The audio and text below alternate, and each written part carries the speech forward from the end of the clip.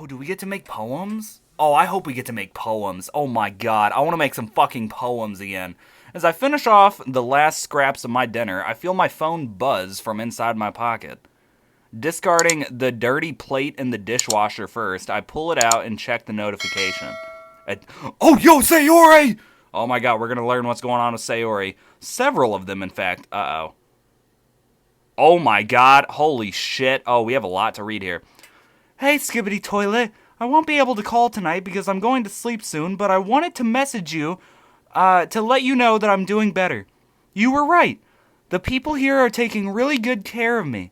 They've given me some meds. I was really scared at first, but, sorry, I started to read the second text message. But I think they're gonna help. I'm sorry for doubting you when you said this would be the best thing for me. By the way, they said I could probably go home on Thursday, so that's good. I'll call you tomorrow if I can, after school and club and stuff. Good night, Skibbity Toilet. Are we gonna text back? Good night? What? Click? Oh, despite this good news, I feel that... Oh my god, get over it, man. That was like 2 fucking episodes ago. This is episode 3, if y'all couldn't tell. I got these down packed. It's a familiar cramping sting. She's being medicated now? That's a good thing. What the fuck? Why are we upset about that? Why are we... What? I've heard stories online about taking stuff like that. What if she completely changes? What if she doesn't even work? What if she just attempts again? What am I kidding? I already know the answer. I'll fail her, just like before. I'll fail her. I run to the sink and splash some water on my face. I'll fail her. And she'll be dead. Damn. And it'll be my fault. Damn. What? Damn. What a Debbie Downer this guy is. Come on. I can't bear the thought of her being alone, treated only with pills and encouraging words. I have an urge to run to the hospital and be right next to her, making sure she's safe. I want to see her be happy again, be the Sayori I've known for so long. But I can only see her strangled corpse dangling from her ceiling fan. My god. Why is this happening to me? Maybe Skibbity Toilet needs to get on some fucking medication. He's not doing too good. I've never felt this way before. Constantly on edge. Overthinking and overreacting to news that I should be happy about. Deep and terrible worry whenever I have the slightest bad thought. I can't keep going like this. My hands trembling, I send a message back to Sayori. Glad to hear you're doing better. See you soon. See you soon. If I'm not admitted myself first... that's what I was just fucking saying.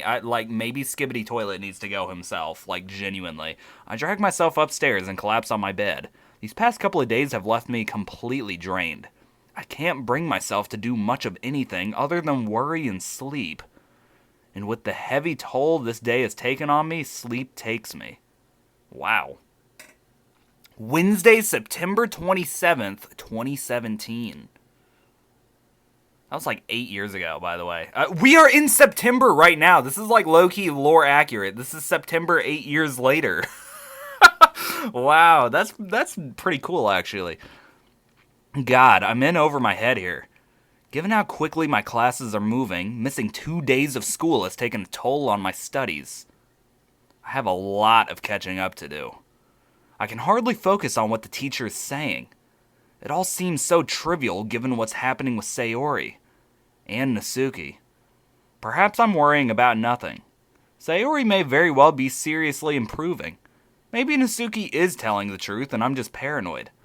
Regardless, one thing's for certain. I'm slowly becoming a nervous wreck.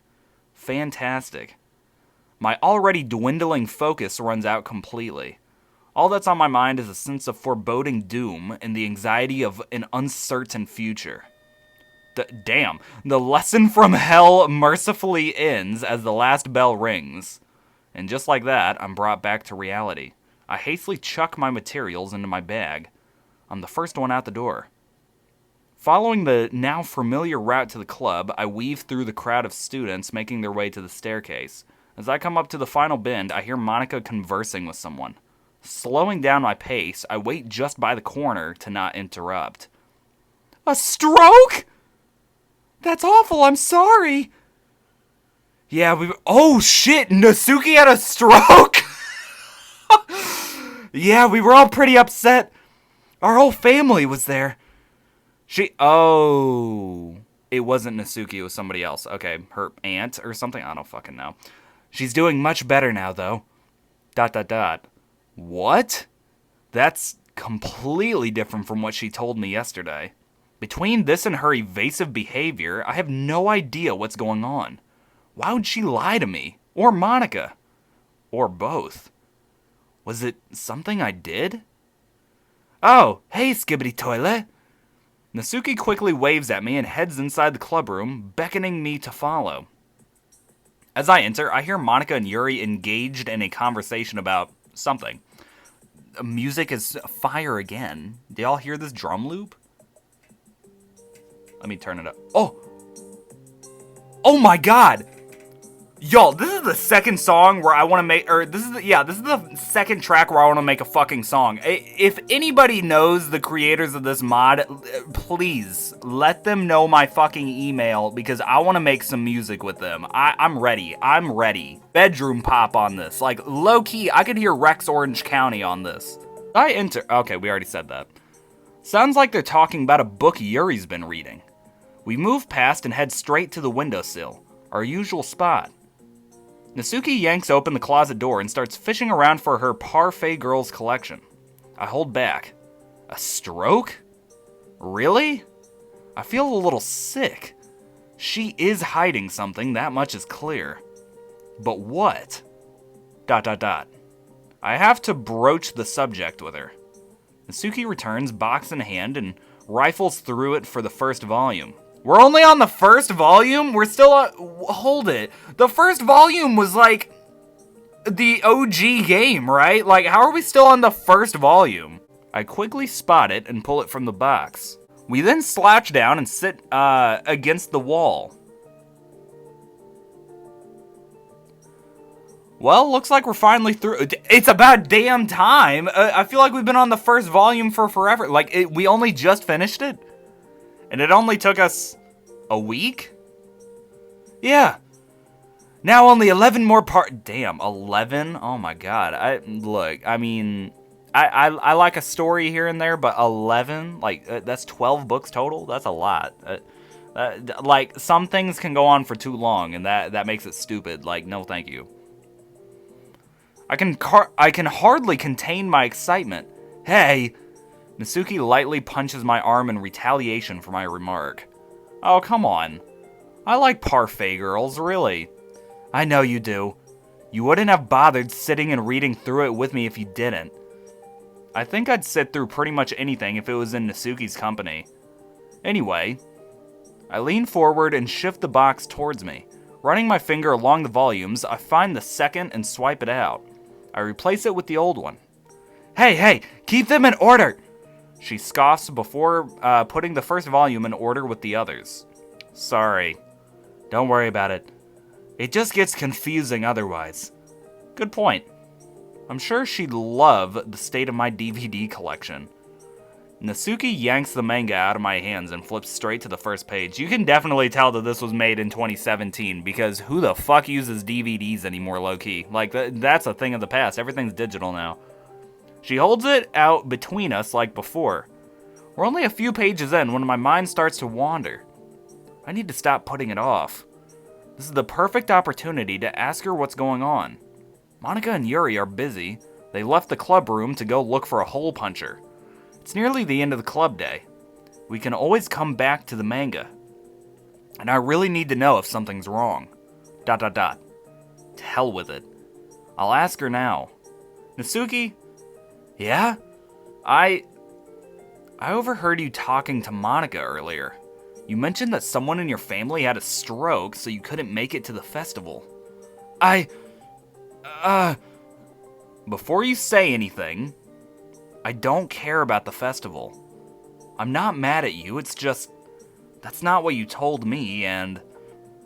Is something going on? Skibbity Toilet? Got it! Monica swings open the clubroom door, waving the hole puncher around like a trophy.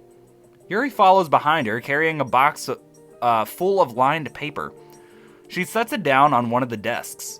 Natsuki sighs before whispering to me. Not here. The fountain, outside. I nod. Natsuki stands up, stretching for a moment. I follow, stuffing the second volume of Parfait Girls back into the box. Should I bring this outside with me? Maybe, just in case she wants to read. I can tell she's upset. Maybe having the books there will take some pressure off of her. As I heft up the box, Monica turns her attention to me. Hey, Skibbity Toilet! Hey. Monica ushers me over as Natsuki heads straight out of the clubroom door. Monica's eyes follow her out as her expression changes to a familiar melancholy. Already? We still have 5 minutes left. Her head droops down, now facing the floor. I can't tell if this is out of confusion, sadness, or disappointment. Probably all three. None of this has been fair to her, admittedly. I feel terrible for keeping her out of the loop. It's clearly doing a number on her emotions. But it's for the best. Monica takes 2 deep, swift breaths, lifts her head back up and shrugs. Well, it's not the end of the world. I just wish she could have stayed longer. I needed to fill her in on the poem activity. Actually, you two are pretty close, right? Can you let her know that I'm trying to get the club back into the swing of writing poems? Weren't we supposed to write some last night? What the fuck happened? Yeah, I'll text her. Great, thank you. Also, I know you won't say what happened, but how is Sayori doing? I talked to her last night. She's doing much better. That's great to hear. Just remind her that we all care about her, okay? Oh, Monica knows. Come on. No worries, I will. She smiles at me. Oh, don't worry. I'll let you go now. I grab the Parfait Girls box before heading towards the clubroom door. She isn't going to ask about that. Monica shouts at me one last time. Just don't forget about the poems. I won't. See you tomorrow, Skibbity Toilet. Finally, I weave through the hallways, making my way to the double doors leading out to the courtyard. I spot Natsuki straight away sitting alone on one of the benches in front of the fountain. I head over and take a seat next to her, setting the manga down next to me. Whoa! Yo! They got custom-made art shits in here. This is pretty cool. Look at this. So, Natsuki doesn't respond. She just stares ahead blankly. Natsuki? No response. Would you rather not talk about it? Should we just... I take the second volume of Parfait Girls out of the box. Rifling through the pages, I try to look for the page we left off on. Hey, what page were we on? I remember something about a cafe scene. ... Earth to my Yo, I fucking called it earlier, by the way. Also, look at how embarrassed Skibbity Toilet looks. Like, how the hell do you respond to that? My dad hurts me. Like, what the fuck do you say to that? Almost every day. He has for as long... Damn! He has for as long as I can remember. I missed the festival because he had a bad morning and threw a bottle at me. Damn. He stopped me from leaving the house. Made me clean the basement when I cried. Yo, I don't mean to laugh because this could be somebody in real life. Like, I'm sorry if you have a life like this, but that's crazy. Like, I just sat down. Like, I literally, Skibbity Toilet just sat down with the fucking boxes. I was just like, Earth to Natsuki, my dad beats me. What the fuck? Like, who starts a conversation like that? I mean, I get it, like, it was building up to this, but, like, you could have at least said, oh, hey, take a seat real quick. I need to tell you something, and then say it? Who the fuck just starts with that? Anyways, we're going to continue on. That's crazy. I wanted to go. I really did. It's funny, really. I did want to perform my poem after all. It probably would have been fun. But, yeah. Now you know. Cool. ...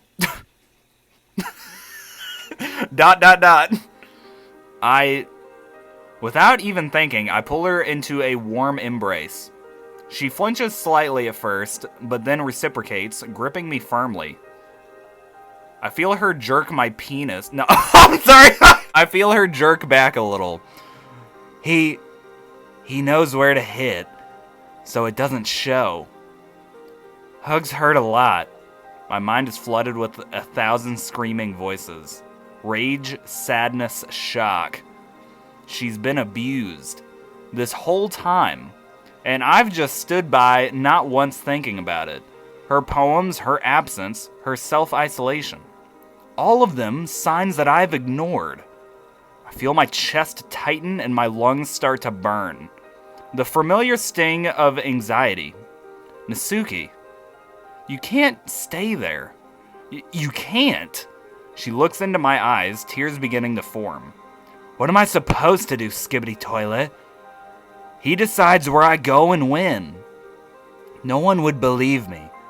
I have nowhere to go. And even if I did, The Levi? What the fuck does that mean? The levee breaks? What is a levee? She pulls herself into me, tears staining my shirt. Between sobs, she's barely able to choke out a sentence. Skibbity Toilet! I can't live like this anymore. But I don't know what I can do. I have an extra room. You'd be safe. This probably won't be a permanent solution, but it'll get you away for long enough for us to do something about him. Also, is this just the same story as the normal version mod, but it's a lot darker? Like, didn't she move in the normal version mod? You just need a way out. And you need it now. Natsuki wipes her tears from her eyes and shakes her head. You know I can't do that. I don't want to be a burden to you. Besides, he would never let me go. No matter what. He'll never let me go. ... I mean, I could get you out of there. Or at least I could try. Give me, I don't know, a day? I'll come up with something. What the hell are we gonna do? What could we possibly do to get Natsuki out of there? Okay, whatever, man. Let's try, I guess. Some way. There has to be a way. Skibbity Toilet. I'm serious, Natsuki. She sits silent for a moment. Natsuki pulls away from me, wiping a tear from her cheek and sniffling. You can't get involved, Skibbity Toilet. I shouldn't have even... Please. We'll figure it out. I can't let you stay there, Natsuki. You don't get it. This will only make things worse. Think about the long term, Skibbity Toilet. I don't know if we should do this. Or if it'll even change anything in the first place. I know that you want to help, but... Natsuki, the only thing that we should be concerned about now is your safety.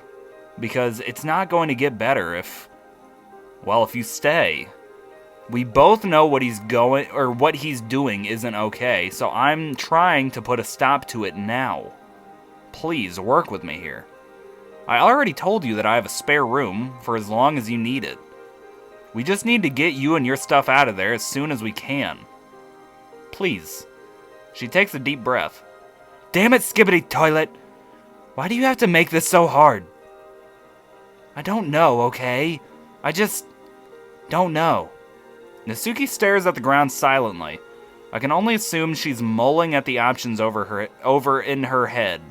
Taking a deep breath, she makes up her mind. As if on command, she rises from the bench. I follow. You're right. I know it's not okay. Would you really want me over? Without a doubt. As long as I can keep you safe. We just need to figure out how to, get you out of there first. Does she even need to go home?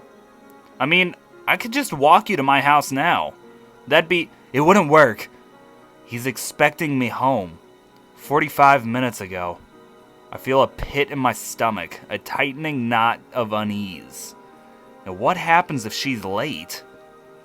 I don't want her to get hurt.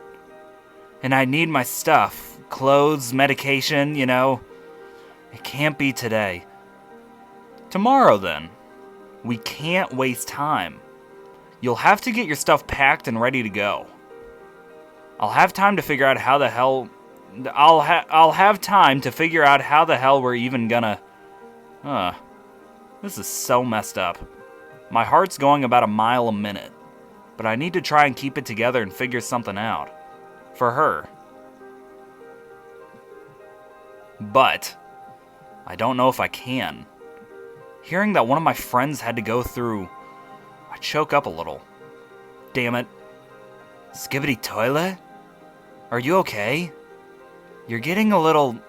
No, I'm fine. We just have to figure this out. I think I know what to... The buzz of a mobile phone startles us both. Oh shit, it's her phone, isn't it? We fall dead silent. Oh, she's fucked.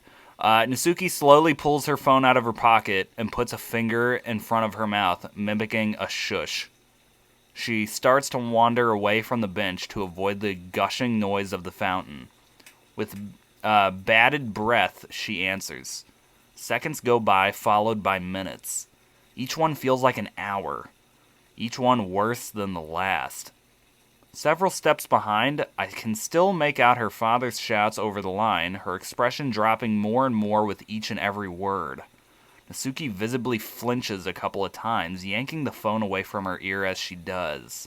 Before long, it's over, and Natsuki turns to me defeated. Natsuki sighs. I've got to go home now. I'll walk with you. I don't know if that's a good idea. Well, I do need to find out how to get to your house, and I want to be there for you. She gulps. Okay, we should go then. Natsuki wipes her face with her sleeve and sniffles. Nodding, I quickly collect the Parfait Girls collection before we rush out of the school gates. While we're walking, she shoots a quizzical look my way. By the way, why did you bring Parfait Girls? I thought that you'd want to read. So you brought the whole box? I don't know. I thought maybe you'd just like having it nearby, you know? Like a comfort thing. I guess it is, isn't it? Never really thought about it that way. She pauses. Well, I can't exactly take it home with me. Dad would... Don't worry. I'll keep it in my place. For safekeeping. Too late to take it back to the club, I take it? Yeah. Fine. She appears to be uncomfortable with the decision, before showing me a weak smile. Just be careful with them, okay?